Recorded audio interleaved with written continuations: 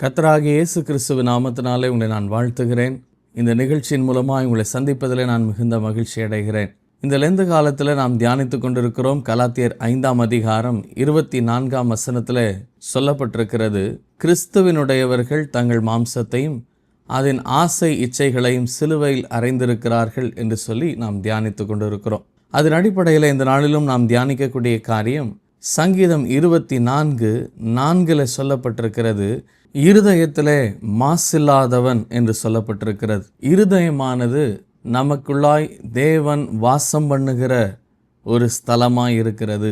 அந்த இருதயத்தில் பலவிதமான தவறான எண்ணங்கள், தவறான யோசனைகள், அசுத்தமான எண்ணங்கள், அருவருப்பான எண்ணங்கள் இதெல்லாம் காணப்படும் போது எப்படி அந்த பரிசுத்தர் பரிசுத்தர் பரிசுத்தர் என்று சொல்லி போற்றப்படுகிற அந்த தெய்வம் ஆண்டவராகிய இயேசு கிறிஸ்து எப்படி என் இருதயத்துக்குள்ளே வாசம் பண்ணுவார்? நாம் சற்று நம்முடைய வாழ்க்கையை ஆராய்ந்து பார்த்து ஒப்பு கொடுக்கிறது மிகவும் அவசியமான ஒரு காரியம். சங்கீதக்காரனாகிய தாவீது கர்த்தருடைய சமூகத்தில் சொல்லக்கூடிய காரியம், சுத்த இருதயத்தை என்னிலே சிருஷ்டியும், நிலைவரமான ஆவியை என் உள்ளத்தில் புதுப்பியும் என்று சொல்லி சங்கீதக்காரனாகிய தாவீது கர்த்தருடைய சமூகத்தில் பாவ மன்னிப்பை ஏறெடுக்கும் போது சொல்லக்கூடிய காரியத்தை குறித்து சொல்லப்பட்டிருக்கிறது.